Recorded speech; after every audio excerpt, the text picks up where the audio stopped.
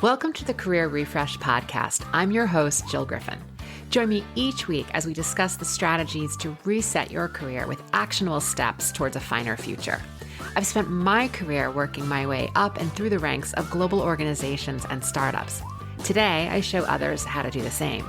I'm on a mission to help professionals everywhere learn how to refresh and manage their minds so they can thrive in their careers. Ready? Let's do it.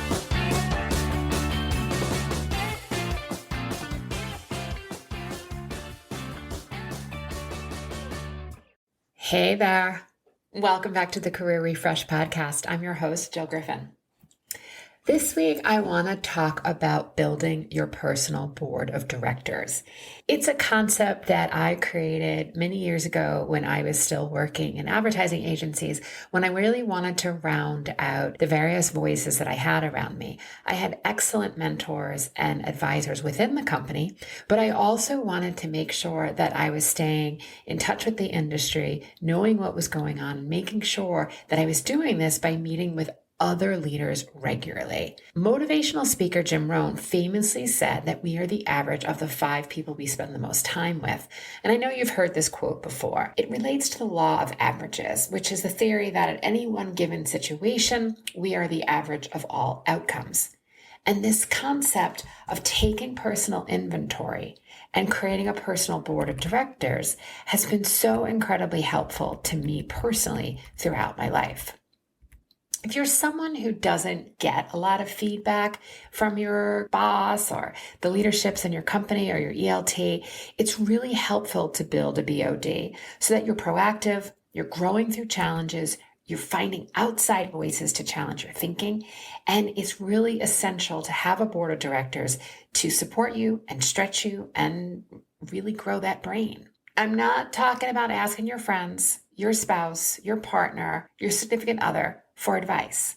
If you have friends or people in your life who are able to give you objective professional advice, that's awesome, but it's also pretty rare because most times our friends can't speak about the critical aspects of our life and of our business, but they can speak about their own. So I have many friends, but they don't necessarily do what I do. So it's really hard for them to give advice specifically while they are experts in providing an insight and advice in the more general fashion into my life.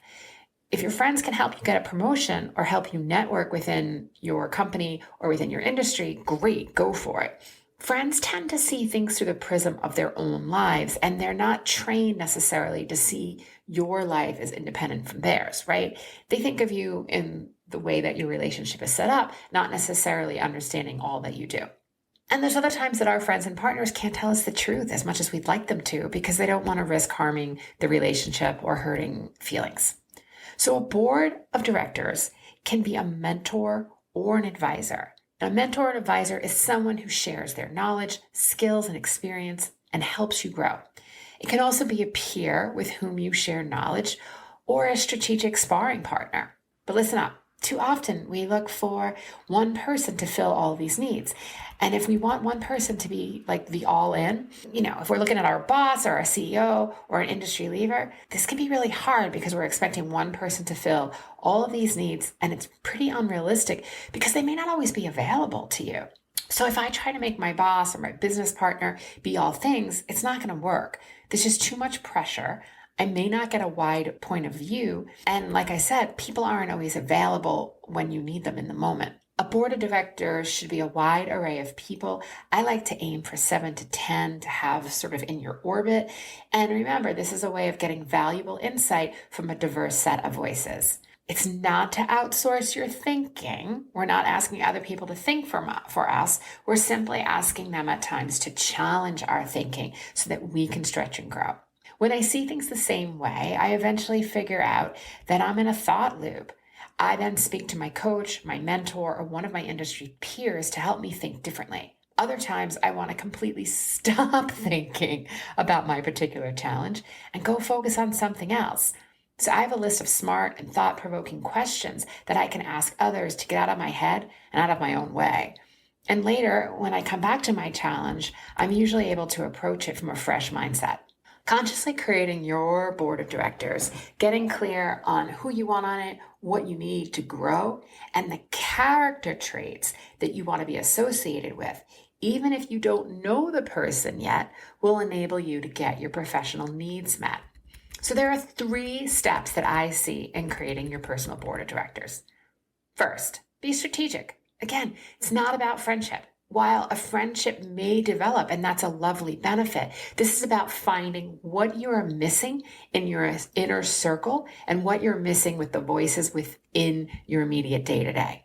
Do you need sales training, access, negotiation guidance, networking? Do you need help on leading teams? Think about what it is that you need.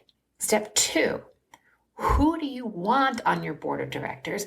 And when I say who do you want, I really mean, what are the characteristics that you want? Do you want mentors that specialize in development so they can help you network and open doors? Do you want a coach that can guide you to build your mindset, aid in belief building, that'll catch your sneaky, sabotaging thoughts, and that can help you set goals and apply accountability to achieve them? Do you want a sponsor who's usually within your company? They're someone who can advocate, but they tend to benefit from your advancement. And this is usually because they have goals to grow and sponsor others in the company. Do you want an advisor, someone who has specific expertise in an area and that they can guide you and answer your questions? Make a list of industry executives and peers that you may be able to tap into for an advisor. So step 3 is cadence and curiosity. 1, I want you to figure out how often you're going to meet. This may be discussed with the person who's on your board of directors, or it may just be your own random plan. Again, this is your world. You get to decide. Second is curiosity. And I think about it as thinking of 3 questions and making sure that it's a 2-way conversation. So some questions that you may want to bring to your next board of directors conversation are asking the person, how are they going to make an impact this year? What are they focusing on? What's something that surprised them about the role when they first started? What's surprising them today? What skills do they think are most important for someone interested in a role that they currently have? What are some of the biggest challenges that they're facing day to day? And how did they build resilience to overcome these challenges? What inspires them and excites them today? Are there other people that you should meet or talk to?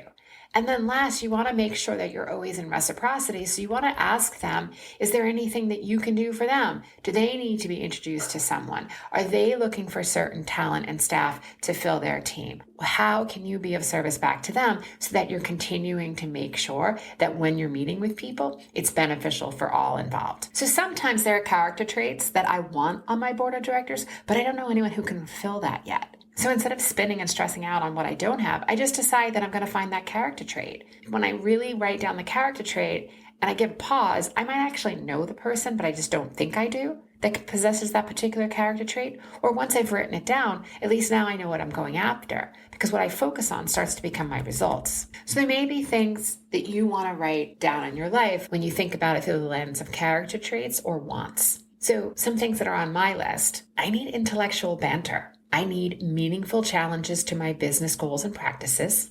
I want visionary conversations about what's possible in business and innovation. I want someone who enjoys dissecting commercials, advertising, and film production.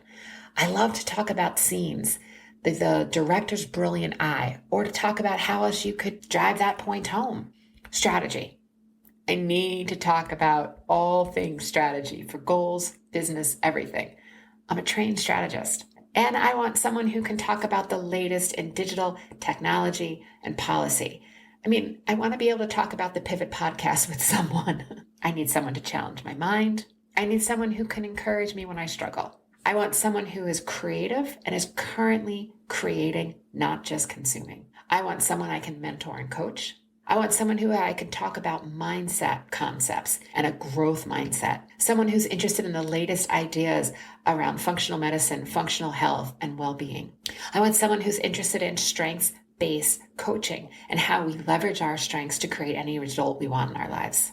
I want a friend who is a CEO of a large company. And I want a fellow coach. And this is one area that I'm lucky to have many dear friends and community engines who are around me and behind me at all times. So by listing the things that you want, you're taking care of your needs for thought leadership, feedback, stretch, connection, growth, all while setting yourself up for success. And lastly, some people know they're on my board of directors and others don't. My favorite boss, Olivier Guerres, probably has no idea that he's on my board of directors unless he's listening. And if he is, hi, Olivier. A board of directors is about you and your needs. Go and create what you want and need. You got this. Okay, my friends, let me know your thoughts on building your personal board of directors. What's been most successful for you? What's been most surprising? How has it benefited you? And before I go, knowing your strengths, your values, your skills, I believe is the fastest way to up-level your career and differentiate yourself. And I'm launching a group program called Amplify Your Strengths, and I believe it's the fast path to future-proofing your career. The program is going to start soon, so if you want to be in the know on all the details, I'll put the information in the show notes and you can get on the list. All right, my friends, I wish you a great week and I'll see you next time. Hey, thanks for listening to the Career Refresh podcast. If you're enjoying this podcast and you want more career and mindset tips, get on my email list by going to jillgriffincoaching.com. I'll also put that link in the show notes. But before you go, please rate and review this podcast as it helps me get the word out to people everywhere so they can thrive in the workplace. I'll see you next time.